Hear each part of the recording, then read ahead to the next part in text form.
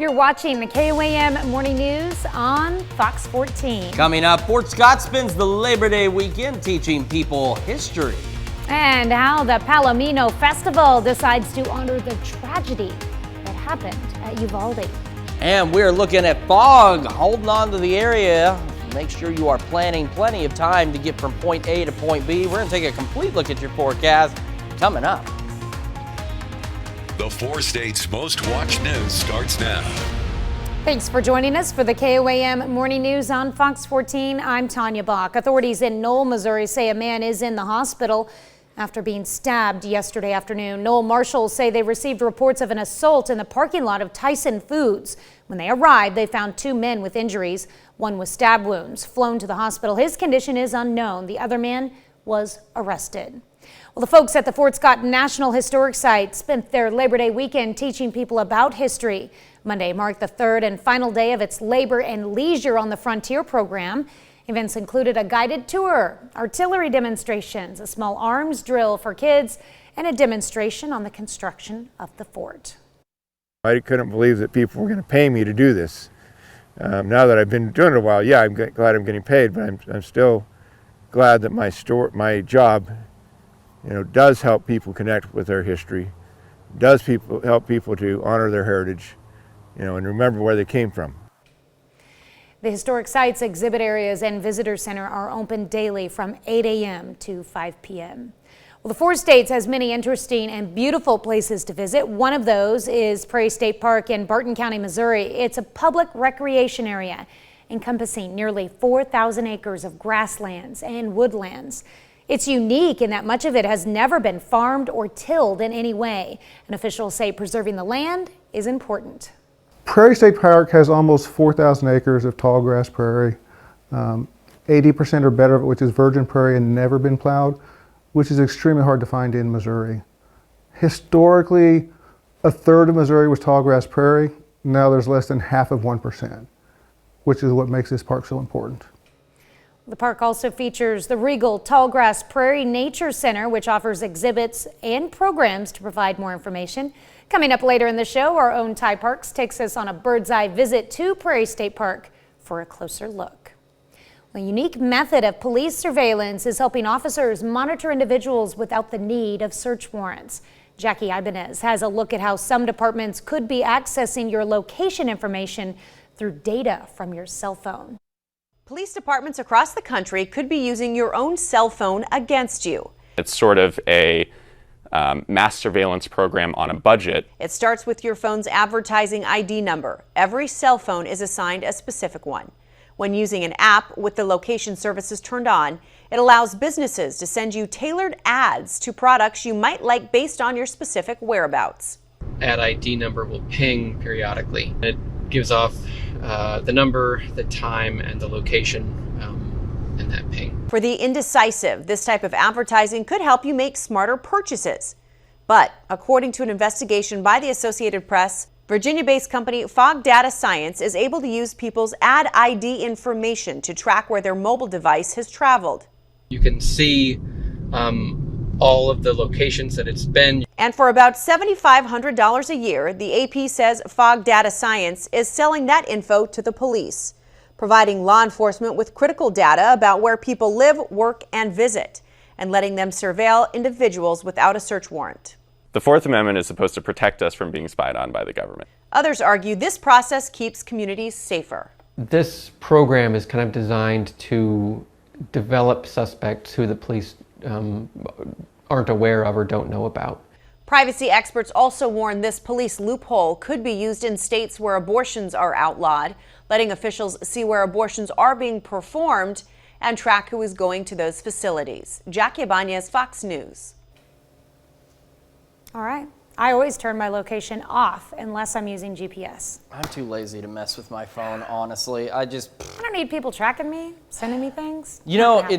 If you ever go to Google Maps and you see the traffic data, that's one of the sources they use because they see the location of all the phones and they can track traffic that way. Yeah. But there's other ways. All those little sensors and what people believe are like traffic cameras spying on you, they're not.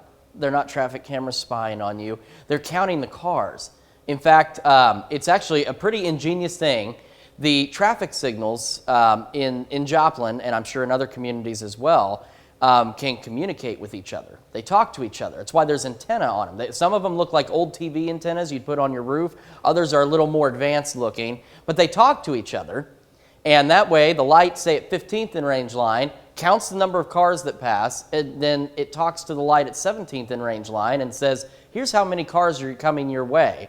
And then the lights can adjust their green light timing or red light timing appropriately. Now, usually it's no more than a couple of seconds, so the average driver may not actually notice. How many cities have smart lights like it started down in Texas. I think Houston was one of the first cities to roll it out throughout the entire metro area. And then the technology caught on. And so they communicate with each other. So, and the other thing is, you'll see the little traffic boxes like on East 20th Street where there are no traffic lights.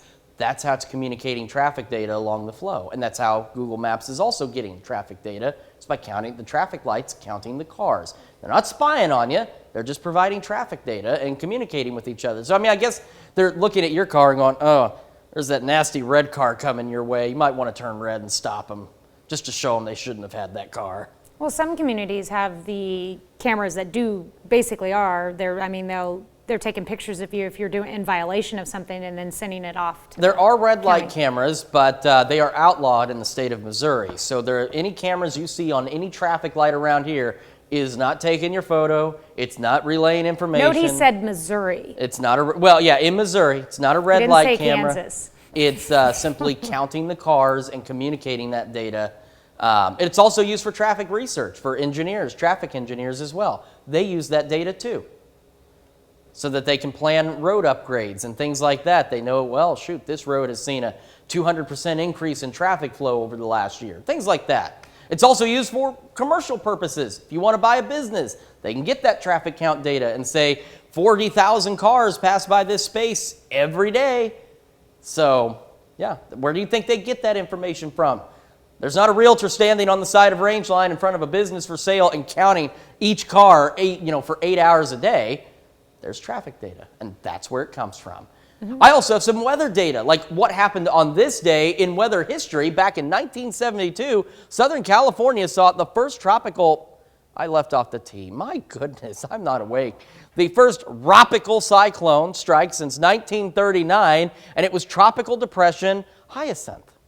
They don't get a lot of storms like that. Traffic alert this morning. Speaking of traffic, we've got that bridge that is now officially closed on South Range Line, so you do need to find an alternate route. Detours posted on modot.org. It'll be closed through December 16th. Fog to deal with. If you're on any of our major highways, make sure you're allowing plenty of extra time to get from point A to point B. You can see the fog slowly burning off as the sun tries to rise this morning. 65 in Joplin. It's sunny above the fog. But if you're in the fog, it doesn't look so sunny at all. Temperatures across the area looking good too. 61 Iola, 65 in Pittsburgh.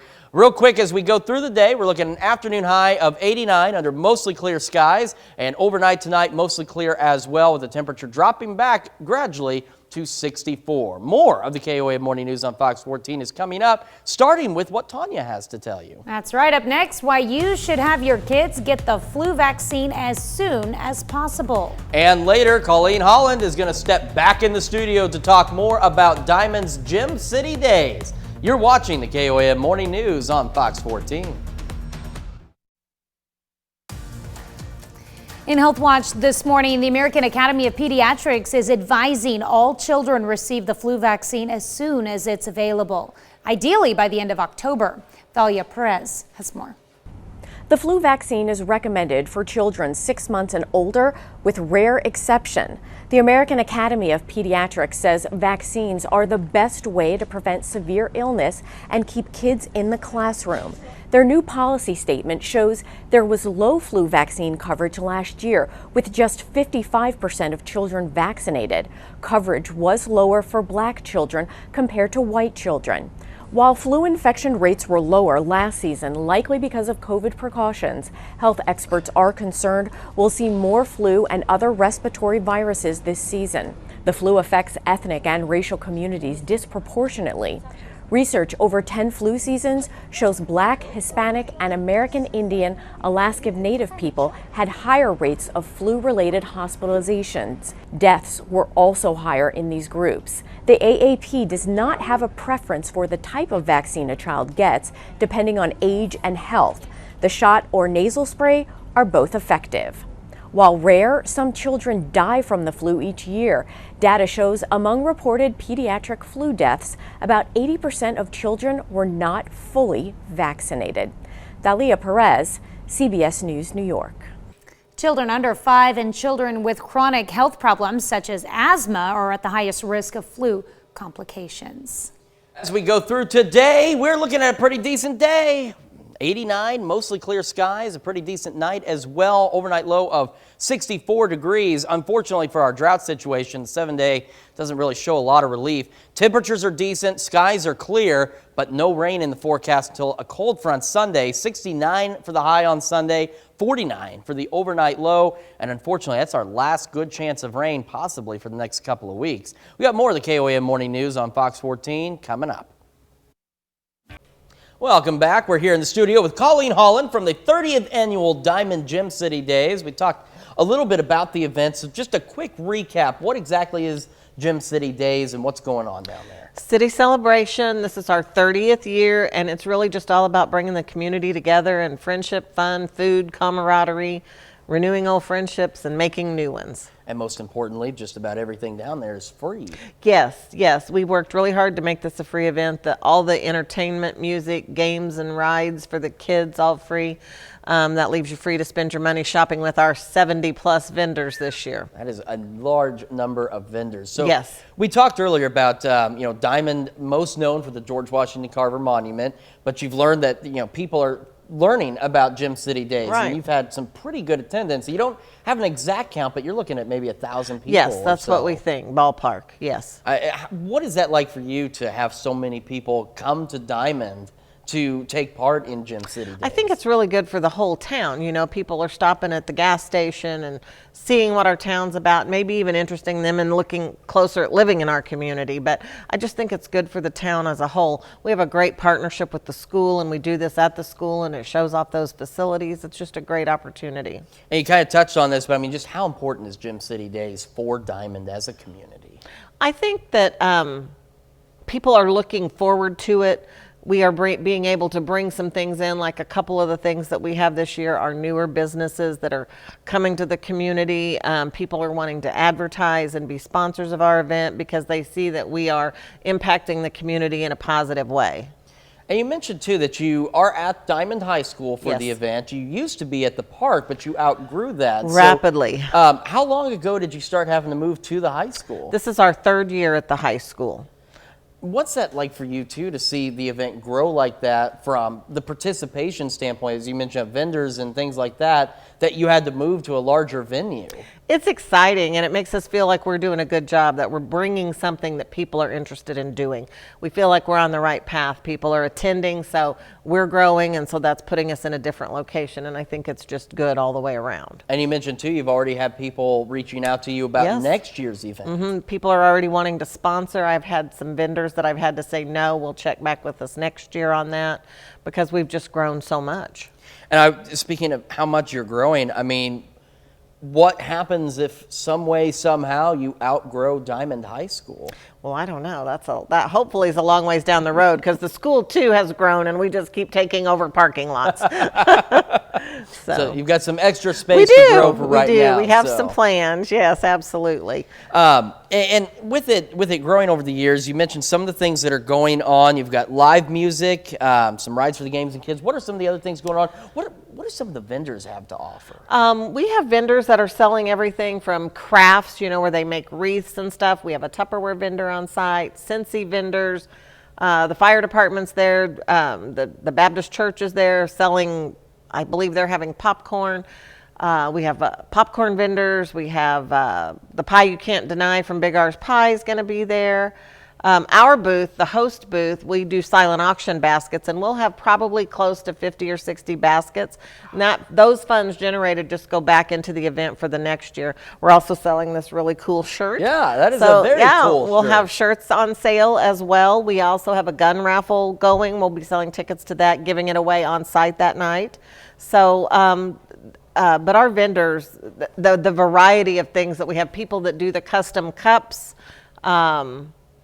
We have a couple boutiques coming where you shop in their busts and different things. So face painting, the balloon lady will be there, just a ton of stuff. Yeah, it sounds like, as you mentioned, fun for the whole family. Absolutely. All ages, bring the lawn chair, stay all day. There's all kinds of food on site. Our sponsors, I can't talk enough about how good the sponsors are to us, allowing us to bring this to the community for free. You know, we have to pay for all the services like the petting zoo and the balloon lady and those things. And this great group of sponsors that we have makes that happen for free, so people can come and, you know, bring a big family if they need to, and still have the money to buy food on site and enjoy and shop, because everything they're doing there is free. Listening to the music is free.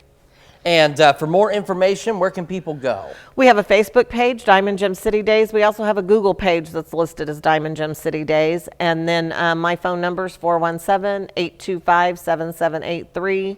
Can contact me about any of it. All right, Colleen, thanks so much for sticking with us through the morning show. And of course, we'll have all of this information on our website at KOAMnewsnow.com. We'll be right back after this. It's time to honor today's four-state hero, Frank Slates. Corporal Slates served in the Army from 1943 to 1945. He served in England, France, and in Germany with the 273rd Field Artillery Battalion. During his service, he earned the Bronze Star Medal and Good Conduct Medal, a native of Nevada, Missouri. We thank you, today's four-state hero, Frank Slates. Well, it's been 3 months since the deadly shooting at Robb Elementary School in Uvalde, Texas. The community is still grieving and recovering, making an annual celebration even more important this year. Lee Waldman has more on how the Palomino Fest is helping families enjoy some fun. Go Palomino Fest! What kind of balloon do you want?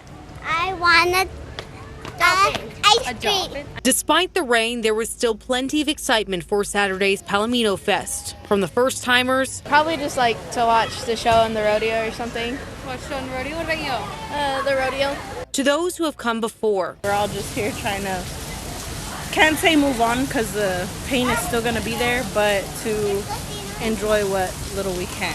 This year's festival feels a little different. The theme for Palomino Fest this year is Uvalde Strong. This morning, families of the 21 victims took part in the festival's parade, showing the faces and the names of the ones taken on May 24th. Ismael Martinez is one of the organizers of Palomino Fest. He says COVID canceled things for the past few years. This year, plans were set early for the Labor Day weekend celebration. That was all good, and then May 24th comes, and it brought everything to a halt. The board debated putting on the festival, but decided for it because they could use the weekend to honor those who were killed and donate to those who were hurt. We decided that the $25,000, instead of going to the scholarships, it's going to go to the families of the students that were injured. This weekend of fun serving as a moment of joy for a community still saturated in sadness. We can, even though the pain's still there, we can still enjoy what little life there is, because life's short. You never know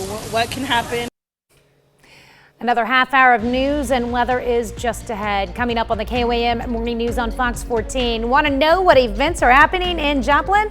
Well, we've got just the thing for you. Emily Franskoski from Connect to Culture steps into the studio to tell us just that. And our very own Ty Parks takes us on a tour of the Prairie State Park in Barton County, Missouri. You're watching the KOAM Morning News on Fox 14. The four states' most watched news starts now. Welcome back to the KOAM Morning News on Fox 14. It's currently 7:28. Let's take a look at today's top stories. The world celebrated the International Day of Charity, as did the four-state area. Ronald McDonald House in Joplin has served families coming to local hospitals for over 24 years now, and they're part of worldwide service as there are more than 400 similar houses worldwide. Now, the purpose is to make families feel as if they are home away from home while being close to their children who are taken care of in the hospital. Families can stay at the house as many days as needed. Going through a period of time that's not easy, and it's very helpful to them to have a place that they can call home when they're away from home, and to be able to provide them all the comforts that they would expect to have at their house. Ronald McDonald will have its Big Red Shoe Healthy Run on September 24th. Well, the 4 states has many interesting and beautiful places to visit, and one of those is Prairie State Park in Barton County, Missouri. KOAM photojournalist Ty Parks went to the park to get a bird's eye view. Prairie State Park has almost 4,000 acres of tall grass prairie. 80% or better of it, which is virgin prairie and never been plowed, which is extremely hard to find in Missouri. Historically, a third of Missouri was tall grass prairie. Now there's less than half of 1%, which is what makes this park so important. They can see prairie as it once was. Vast landscapes, rolling terrain, rolling hills, and it's actually that rolling hills that kind of saved it as far as why we still have it. Little too rolling to plow, a little too rocky to plow, so that kind of was a good saving grace in our case to preserve this prairie. And you know, there's herd of wild bison out here that they roam on about 3,000 of the acres, and so you could have a bison traffic jam when you come in the main road sometimes. During World War I, a lot of hay that was sent overseas to feed the horses that were used in other countries by our troops, a lot of it came from Barton County. So it has a historical tie that way. And I think that just on their own merits, plants and animals and ecosystems always have the right to be.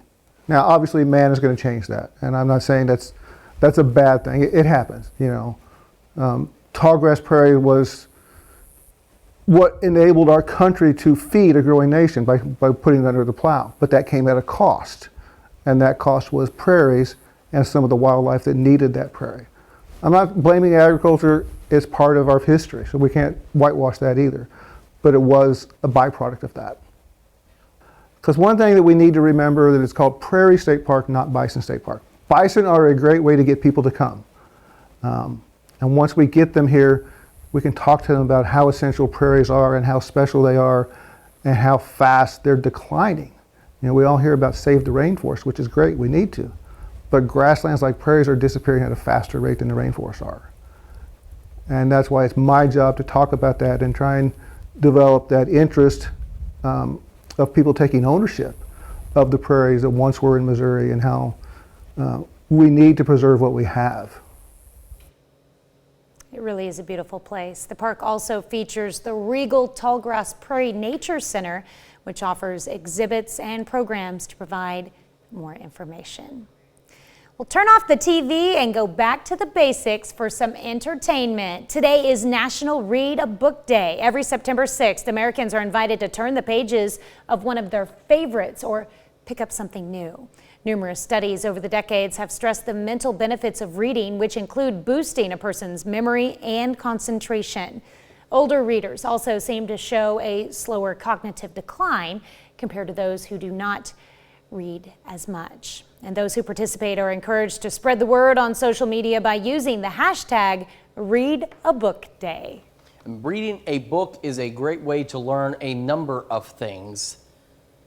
Because I read a lot when I was in school, especially in high school, because there were some great stories and short stories to read. I blame my need for glasses of all my late nights reading by flashlight because it was past my bedtime and I'd just stay up for hours and hours just because I couldn't put the book down. Little rebel you were, huh? I know. Oh man, staying up past your bedtime to read. And that's something I'm okay with if the kids do that. So watching TV, no, bedtime. But if they're gonna read, I'm all right with that.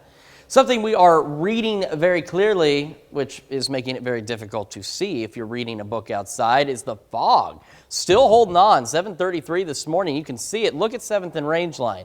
You should actually be able to see Target right there, but you can't because we're still dealing with some dense fog across the area. You can't even see the sun. It tried to peek out, not anymore. 7th and Rangeline, foggy. Otherwise, it's looking all right. 65 degrees in Joplin, 61 Iola, 65 Pittsburgh, and 66 in Neosho. As we go through the rest of the day, it's going to be a warm one. Mostly clear skies once the fog burns away. Afternoon high of 89. And tonight, temperatures will drop back off to about 64 degrees under mostly clear skies. Unfortunately for the drought situation, no rain in sight, but at least if you've got outdoor activities, clear skies, decent temperatures. Cold front Sunday brings temperatures way down. 69 Sunday, 49 for the low, and that may only be our only chance of rain, or at least our only good chance of rain for the next couple of weeks.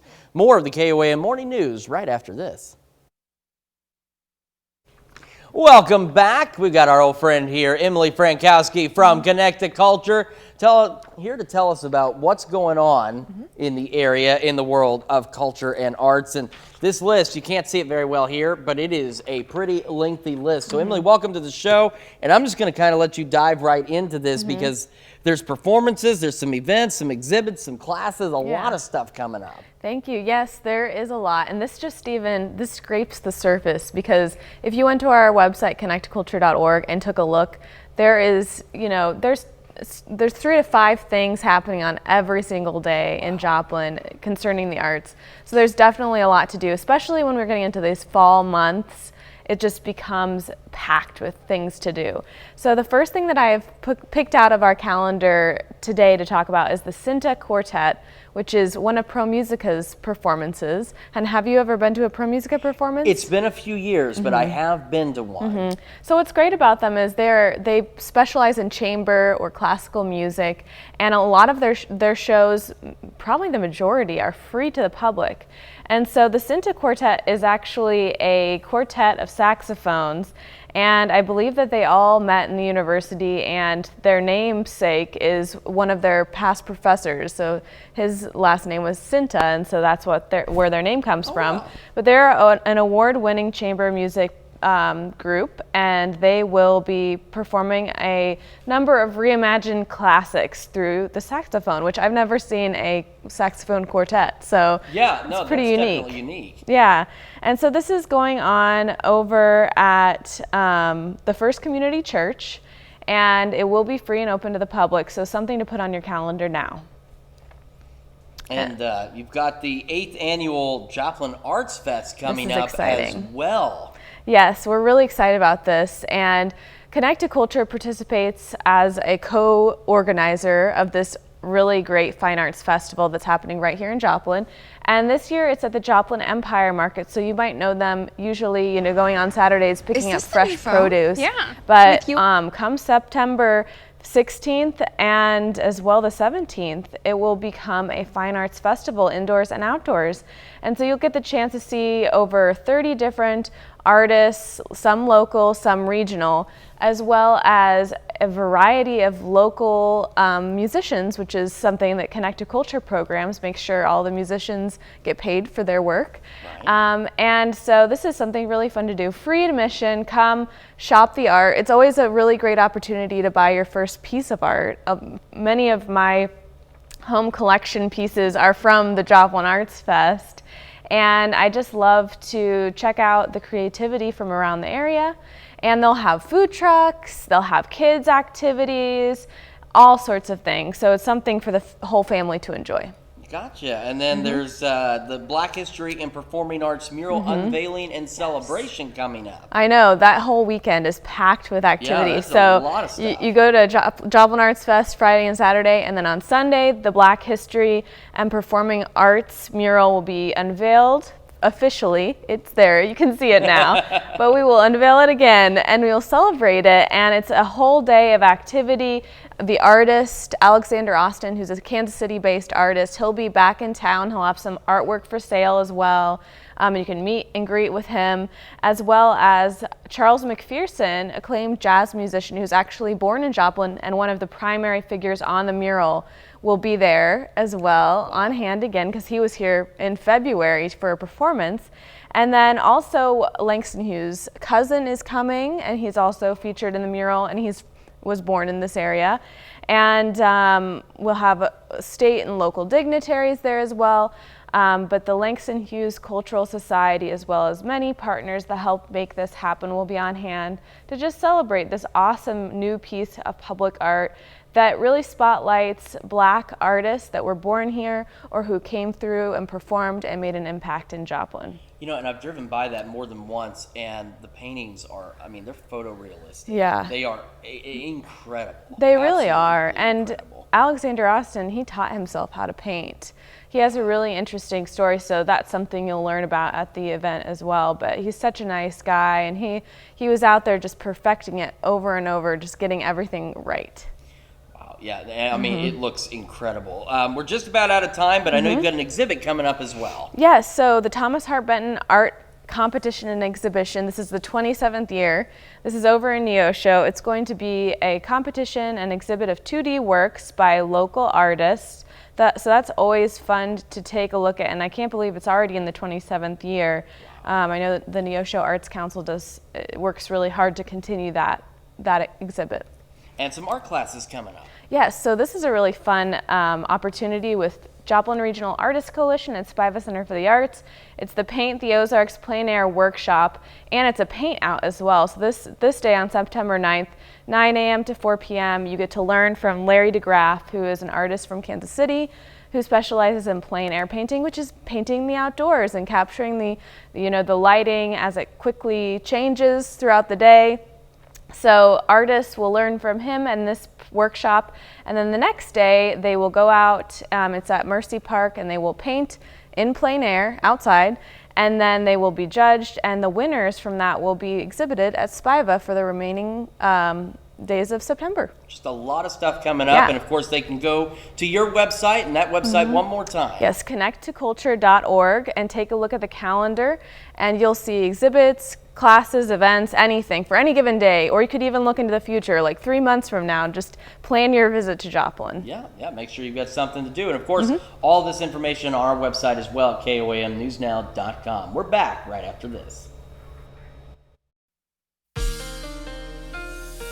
All right, as we begin this Tuesday morning, a traffic alert for drivers in Joplin. If you haven't hit the road yet, Range Line is closed as the bridge over the Kansas City Southern tracks officially closed this morning at 5. Detours posted MoDOT.org, and of course the closure will run through December 16th. And of course, if you're from the area, then you'll find your own route. But if you're not, those detours on MoDOT's website. Still dealing with fog out there, pretty dense in some areas. Most of our major highways impacted, so make sure you're allowing plenty of time to get from point A to point B. And you can see that fog on our tower cam at 7th and Range Line. The sun trying to peek through. So we've got the fog and pretty cloudy looking skies. 65 in Joplin right now. 61 Iola, 65 Fort Scott and Nevada and Pittsburgh. 66 Columbus as well as Neosho. As we go through the rest of the day, we're looking at a pretty decent day. In terms of the weather itself, we're looking mostly clear, 77 at noon, afternoon high of 89 and 77 by 8 o'clock. Mostly clear skies tonight as well. Temperatures drop back gradually to an overnight low of 64. Future track doesn't really have a lot to show us. We're going to skip right ahead to the 7-day. For the drought situation, unfortunately, we've only got bad news, but if you've got outdoor plans, we've at least got clear skies and reasonable temperatures. Then we're watching a cold front Sunday, bringing temperatures down to possibly 69 on Sunday, with an overnight low looking to be maybe 49, so pretty darn chilly. And then it clears out, and that's our best chance for rain, unfortunately, over the next couple of weeks. We got more of the KOAM Morning News after this, but first, here's a look at the market prices before the opening bell.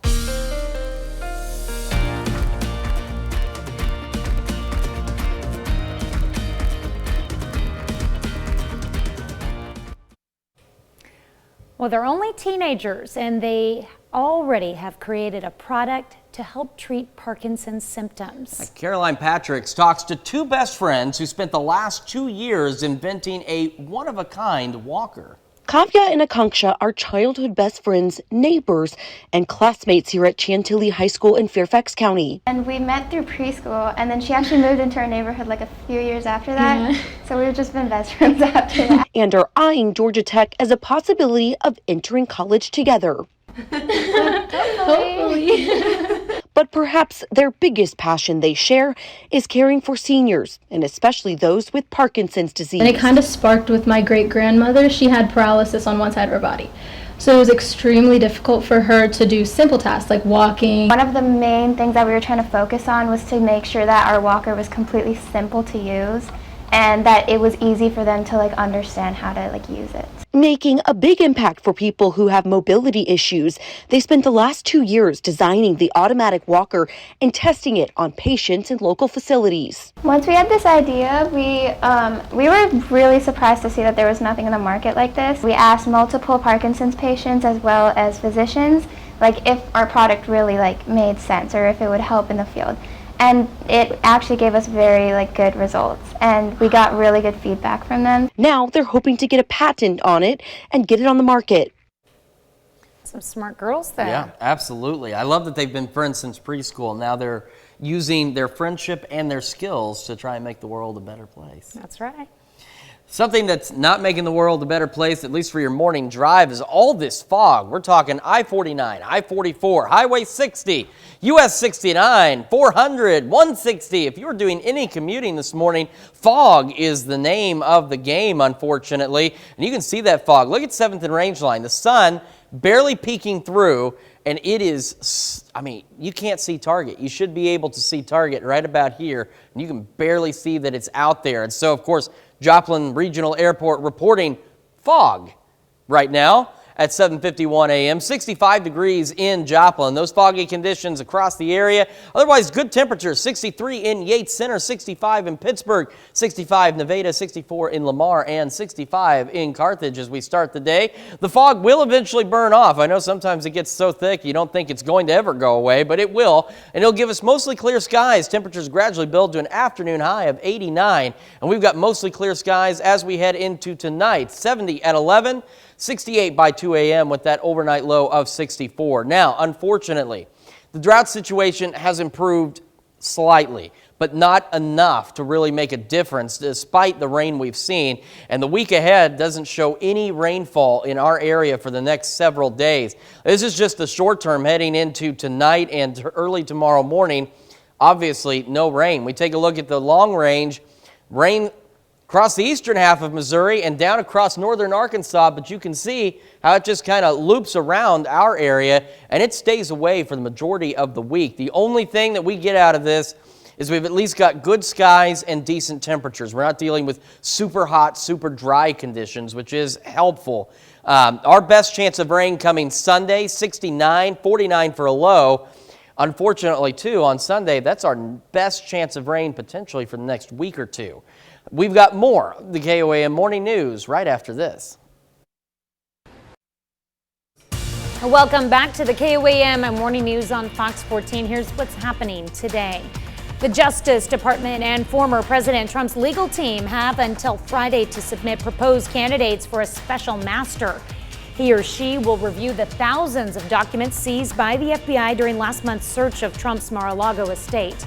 The ruling by Judge Aileen Cannon, a Trump appointee, blocks the DOJ from using the material in its investigation until the special master is done. The students in Uvalde, Texas returned to school for the first time since May 24th when a gunman shot and killed 19 students and 2 teachers at Robb Elementary.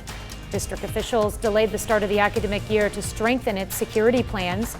New 8-foot non-scalable fences are installed at all campuses, and teachers and staff have undergone additional security training.